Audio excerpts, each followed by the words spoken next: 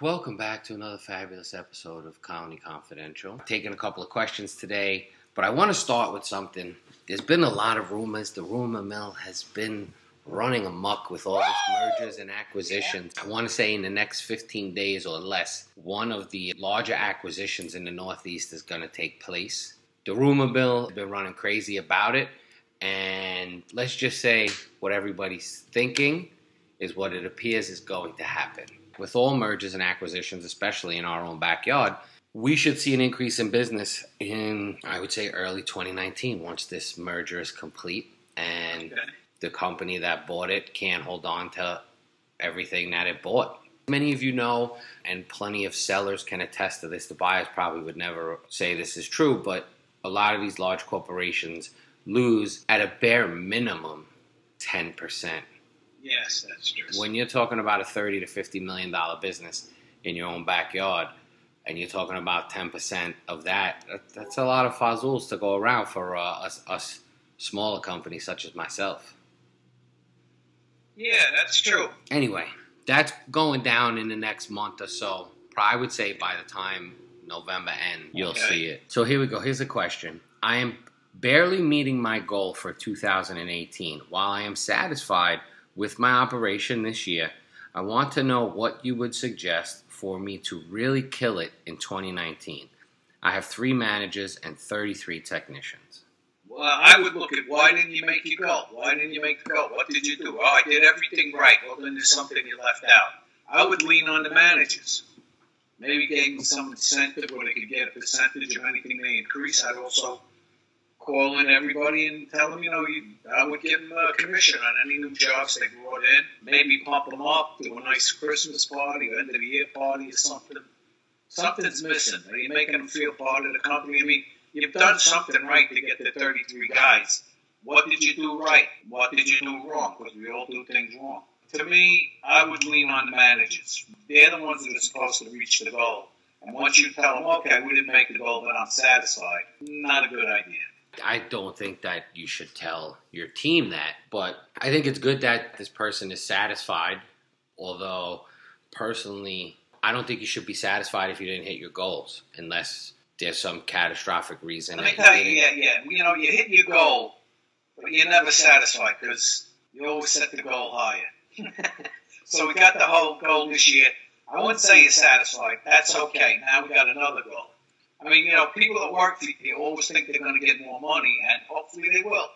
But in order to do that, we got to generate more money. So maybe it's time for a pep talk or something saying we did okay, we didn't, just say, look, we didn't reach our goal this year. So I think if you don't reach your goal, right, if you're doing your bonuses correctly, then your team's probably not getting bonused out because they didn't meet their goal, right? If you're bonusing people correctly at the managers, not necessarily service techs, CSRs, office people, and hopefully you're tying it to your budget and your goal, and maybe there's production involved in there, or production and profit. So you're meeting your goal, then they get a piece of the profit over a certain amount. So let's just say you don't meet it or you just meet it. This is the perfect time to sit down with your team and say, we met our goal, we just made it by the nick of our teeth for whatever reason, and now it's a time to really encourage development. When's the last time any of your managers went to a national event? Are you sending them to national events? Are you sending them to events, period? Or are you just letting them go get credits? Are you sending them to non-crediting stuff like management seminars or anything educational to grow your business, people seminars?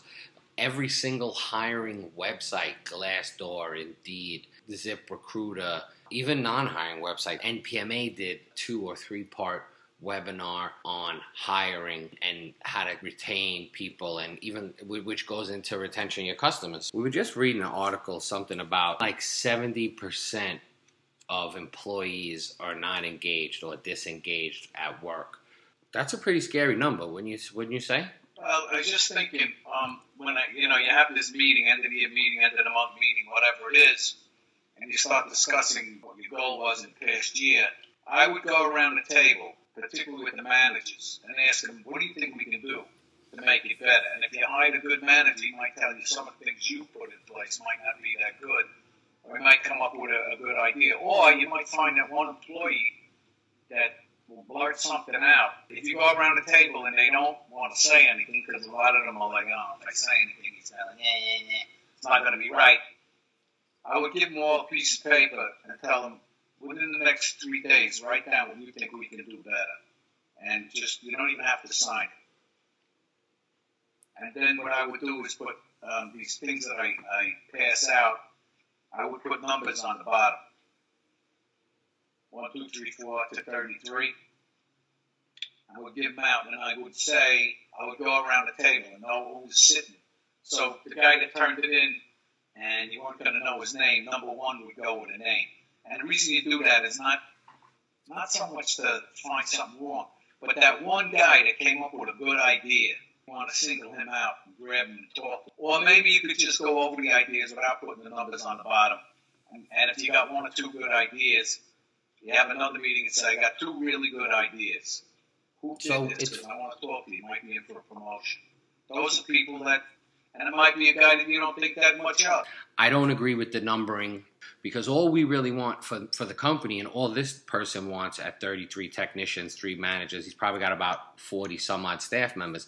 He really just wants to know a real gauge of his company, if he's doing that, and how he could do better. I think a way around that is you could ask who asked this question, and maybe the person will come forth, maybe they won't. If it's a good question, like you said, and you want to give them credit, or just give the person credit, say, whoever asked this question, I just wanted to say thank you because it made me think about the company. But I do think that's a good way, and I think you do it separately. I think if you have 3 managers, you have a management meeting, then you let the managers have a meeting with the rest of your staff. Yeah, that's a good idea. Maybe you're involved, maybe you're not. But I do think that what's missing, is it education? Is it true development? NPMA has what is it called? Executive Leadership Program, that if you're a member of NPMA, you can become a part of. It's a 2-year commitment, but it'll certainly help you better your business and your team. So I would definitely say to this person with 3 managers, maybe you want to send one of your managers, either the one who's doing the best or possibly the one who's doing the worst. And when I say worst, the weakest link, send that person. Everybody I know that's done it has come out and said that it's helped their business, and they haven't all been business owners. Some of them have just been managers, regional managers, whatever the case may be. We all hit levels that we've never been at before, right? It could be depending on where you're coming from, but if you started your own business from scratch and all you did was work for somebody before, depending on how much of their business you managed, was it 10 million, 20 million that you managed for them, then that's all you know. For me, all I knew was your business, and I didn't know enough of it, so from very early on, a lot of the stuff was new for me. So having somebody who did this, and now we're getting to a point where things are so different from when you were working, that for me to get a mentor might not be a bad idea for somebody that's doing $20, $30 million for me to talk to and see what they did at these levels. Right. You know what I'm saying? I agree with that. That's recorded, right? That he agrees with me? It's worth a shot. All right. So hopefully that answers your question, and please feel free to write in and follow-up questions. To sum all of that up, I would say to look at the why you only met your goal, possibly develop your managers through mentoring, certainly through you coaching them, but maybe bring on an outside mentor or look in the NPMA mentor, maybe the Executive Leadership Program, which all comes down to development. Gauge morale in your company through some type of survey or questionnaire, and then take the data and use it. Like actually go through it and see what your feedback is and use it to get to that next level. All right, so Sheehan, here's a question.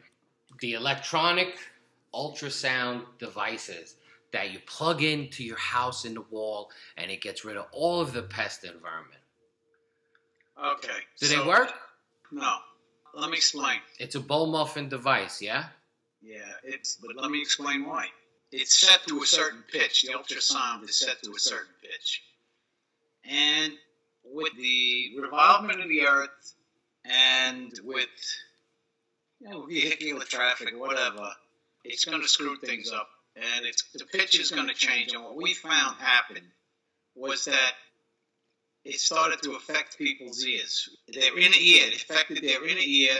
And because of that, they started slurring their words and they were staggering around. The balance was affected. And we had to go and rip these things out because we did have them in certain places. So we had to rip them all out. Thankfully, we got them out in time before there was any legal consequences. Let me put it that way. What I remember hearing is that there were also, and don't quote me, that there were also studies done to test them where they were in a lab and then they put food up on a table and the rodents jumped up on the table, and then they turned the noise on and the rodents jumped off the table. And they did this over and over again until all they had to do was turn the sound on, or the ultrasound, and the rodents would jump up on the table and wait to be fed, like almost like a Pavlov's dog reaction effect. I'm not aware of that one, but you know what? It just the thing that it might affect humans. You know, all I see is a lawsuit. And not only that, if it truly worked, we'd all be out of business, and the largest pest control companies out there, or forget about that, the largest venture capitalists would be investing heavy into these things, and it would work. But the other part of it too is, in a room with no furniture, this sound is able to what?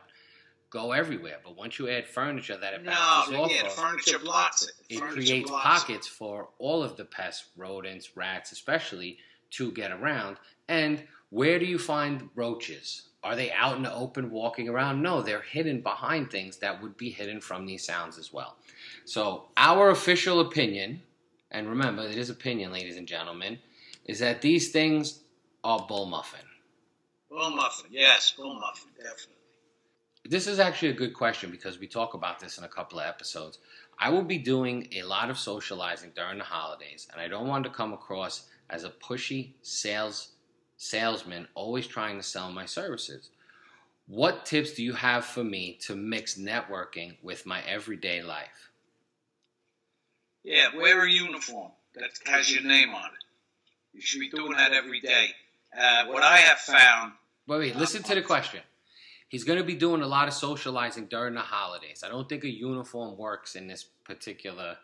He doesn't want to come across as a pushy salesman, always trying to sell his services, sell my services. Okay, I got it. Okay. So I would walk up to somebody and say, mine was so-and-so, and the guy would tell me your name. So what do you do? And hopefully the guy would tell him what he does, and then he could say, I'm in pest control. I mean, that's what I do. How'd you get into what you do? They start telling you what they did to get in, and then you tell them how you got into the business. I would say that works about 70% of the time for me. Yeah, I mean, listen, and I think this might be from somebody who has a hard time striking up a conversation, period. Sell your business. Well, the goal of this is to give tips to make them better, Sheehan. Oh. But, I mean, I would say to not come across pushy, don't pull the card out till the end of the conversation or the end of the night. You know what? The other thing I'm thinking, too, is you start talking to them, whatever you bring up, they eventually may say, so what do you do for a living? And the whole thing is, when you walk into that room, you got to own the room. What do I mean by that? Walk in like you own the place. Hey, how are you? Oh, man, that's a nice suit you got on. Or if it's a woman, hey, your nails really look nice. Not in a way like, hey, your nails really look nice. You know, you just say it like, oh, wow, your nails really look nice. What do you call that color? Anything to get the conversation going. Once it gets going, just keep it going. And after a while, it's not something if you haven't done it, it takes a while to get it up to where you're comfortable with it. And how do you do that? You keep doing it and you screw up until you get it right. Well, I think the goal of it, too, is owning a room is not the easiest thing in the world to do. It's a nature versus nurture thing, I think, which is a great debate for everything. I think it could be nurtured and it becomes natural through nurturing, like in my case. But owning a room is very difficult. So for those of you who can't do that, if you have trouble approaching people, make eye contact. And if eye contact lasts long enough for you to either want to look away, then walk over. Don't look away. Walk over and, make a smile, start walking towards them. And that's how you can start a conversation. And I think you have to know your surroundings. If you're just socializing for the holidays, or you're at a kid's event or a charity dinner for some kind of family thing, then you got to know what you're doing. But everybody's always selling themselves if they're in their own business. At a non-networking event, I think you need to play it close to the vest, ask questions. Oh, so what do you do for a living? Let them ask you. What's your name is a good start. Hi, how are you? My name, I'm Ed. What's your name? A lot of people, what you find out, when I first started doing it, I was like terrified. And the first thing I noticed is, shit, they really like that I'm starting up a conversation. You don't want to look like an asshole. Here, take my card. No, that's not a good thing to do. No, you and just look, say, hi, how you doing? My name's Ed. In this day and age, I don't personally like handing out my card without getting a card in return or something. And in this day and age, and this is something that I think is going to start to change in the next 10 years, is that I went to an event with the average age was probably 10 years younger than me. Everybody exchanged their social media. Everybody, out of 25 people there, 3 of us had business cards, but everybody wanted your social media. Well, what's your Instagram? What's your Facebook? Boom, boom, and we did it like that. So that I think that's going to be that's going to replace the business card at some point. I think there'll still be business cards, but that's going to replace it. But getting back to, so this guy, when you're in a networking event, and for somebody who's shy and it's hard to do this, I recommend going to a ton of networking events because everyone there is there for the same thing. Yeah. And no matter how nervous you are, everyone is expecting, like everyone's nervous of what? Usually rejection, right? Yeah.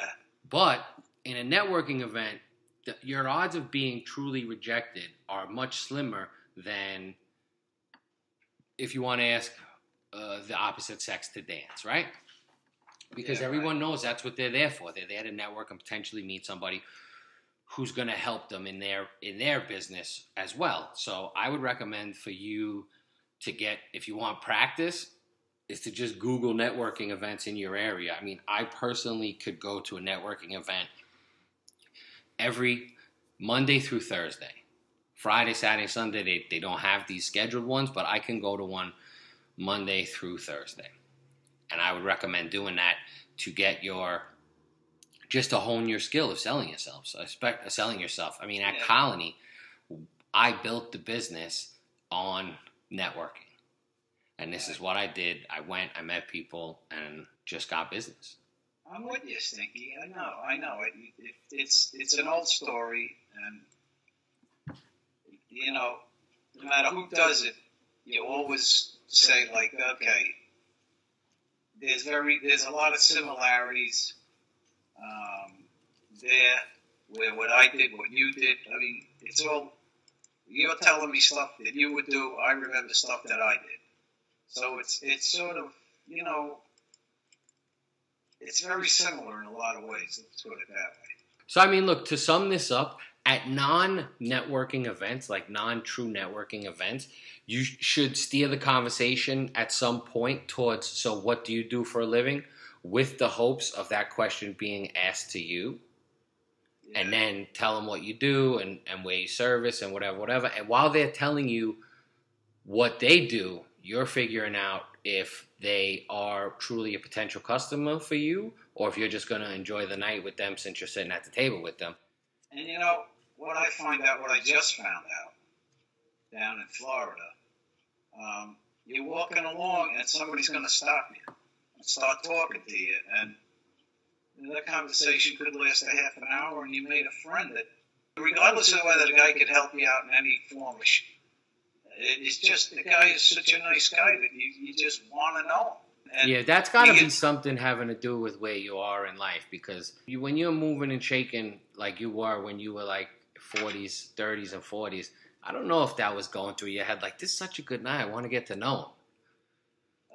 It was more like, that little whatever. I won't say. I was the type of guy you either liked or you didn't like, and I didn't really care either way. I mean, of course, I liked if you liked me, but if you didn't like me, I actually kind of like that too, because usually you didn't like me is because I was doing better than you or whatever. I mean, it was, that was a different time. No one was, I wasn't as, how can I put it, not sound like a jerk. I wasn't as well known then as I am now. Ah, excuse me. All right, so let's sum up this question. Socializing during the holidays, I would say if you're at at a non-networking event, just be nonchalant about everything and wait till the end to hand out your card. Ask about them, tell them about yourself, and then at the end you hit them with, everybody needs this at some point in their life. Pest control, hopefully you don't need me. Here's my card, whatever. Well, just to back up a little bit, you're right what you say. I've been to a lot of events where I didn't do anything. But I met those same people at 2 or 3 events after that, and then they come over like, hey, how you been? So it might take 2 or 3 times to get my card out or let them know what I did. The thing is... never give up. Yeah, exactly. You know, it's like a process. I became an exterminator, and of course, after 6 months, I was the greatest exterminator in the world, I thought. And I'm still learning. So, you never stop learning, and it's the same thing with these networking meetings. I mean, you're going to get better every time you go because you're going to learn more, and you will run into the same people eventually, and they're going to ask you questions. And, right. You'll get there. You just got to keep going. All right. So once again, let's sum it up. Networking skills. Eye contact is the key. Get eye contact from somebody. I want to tell you about eye contact. Hammer. If you're afraid to make eye contact, look at the bottom of their nose. You're not looking in their eyes, but it looks like you are. When I first started speaking, I was very nervous, and somebody told me that trick. And believe me, it works. Yeah, but that's a speaking tip, and I think that's a great tip because people feel like you're looking at them, and you don't get distracted by looking into someone's eyes and getting that distraction. That's very good. But what I'm talking about is in a room at a party where you got to make eye contact, and when you make that eye contact for what I would say is long enough where you would normally turn your head, do not turn your head and walk towards that person and strike a conversation. And like you said, introduce yourself. So make eye contact. Once you go over across the room and start speaking with them, pay attention to your body language as well as their body language, because their body language could tell you that they're not interested. And listen to what they're saying, because that also could tell you that they're not interested.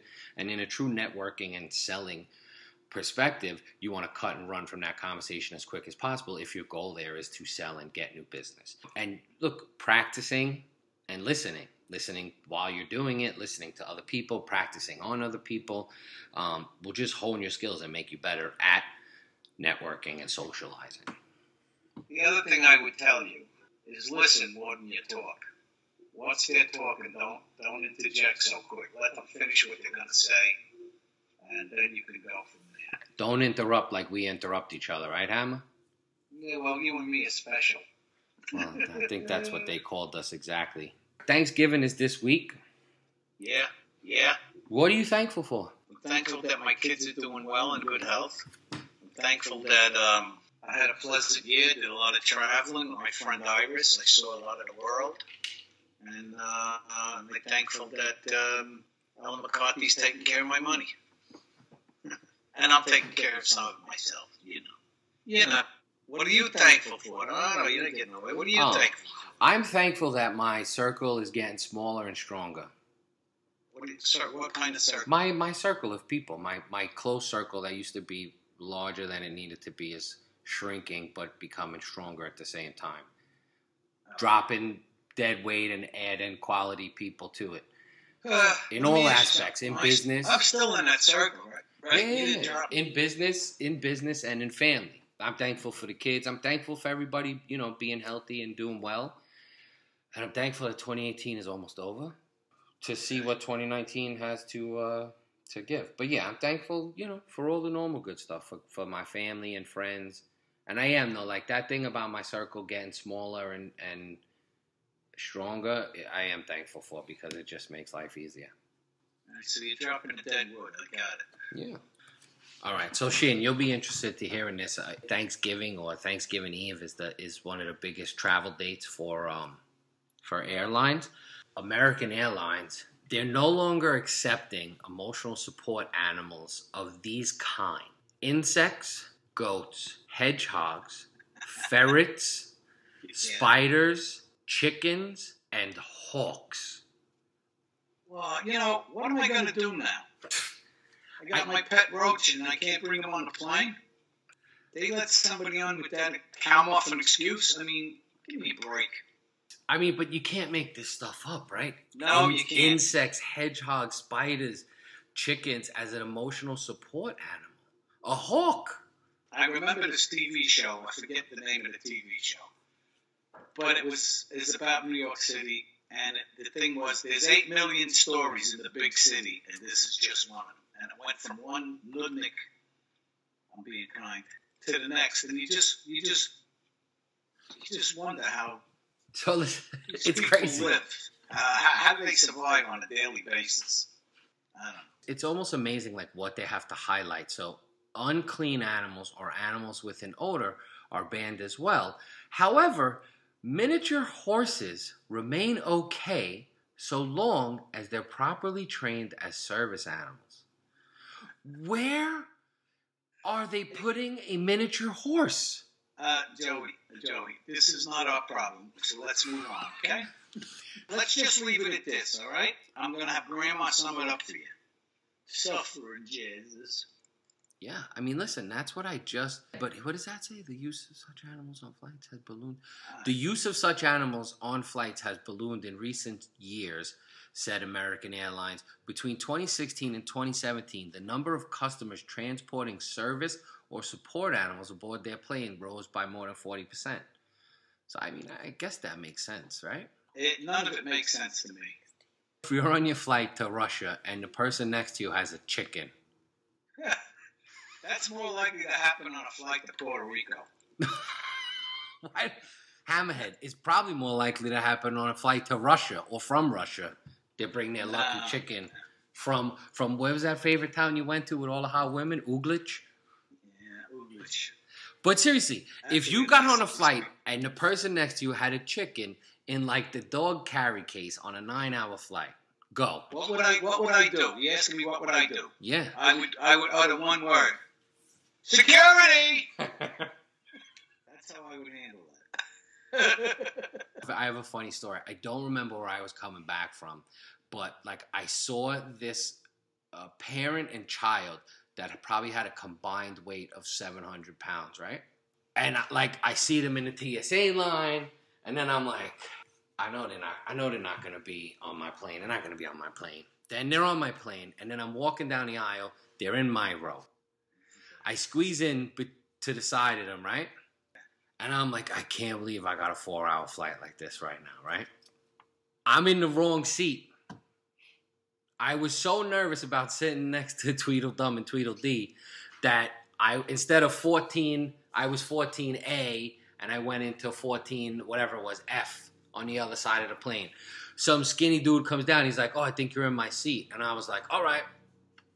Oh, my seat's over there. And he was like, no, I'll take your seat. I said, no. I'm good, Spider. I'll take that seat. If you're traveling with another person, you want to book a seat at the back of the plane because they're the last seats to get taken. If it's an ABC, you book seat A and seat C. And usually nobody wants to sit in between you. It's worked every time so far. All right.